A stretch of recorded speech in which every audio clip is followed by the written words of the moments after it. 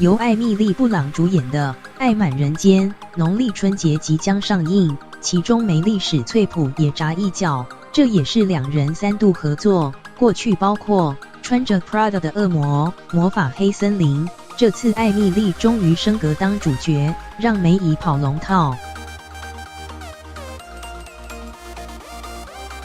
艾蜜莉·布朗饰演魔法保姆，主演《爱满人间》，其中剧中演她表姐的，竟然是梅姨梅丽史翠普。《爱满人间》幕后花絮，这部电影的精髓就是想象力的力量。说起梅丽史翠普跟艾蜜莉·布朗，已经是3度合作。最早在2006年，穿着 Prada 的恶魔，当时梅姨饰演女魔头，艾蜜莉·布朗则是她的首席助理。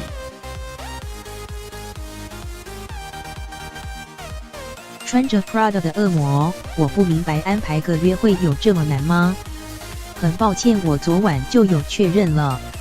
我对你的无能一点兴趣都没有。之后2014年两人再度合作《魔法黑森林》，艾蜜莉·布朗饰演面包师傅的妻子，被梅姨饰演的女巫下诅咒。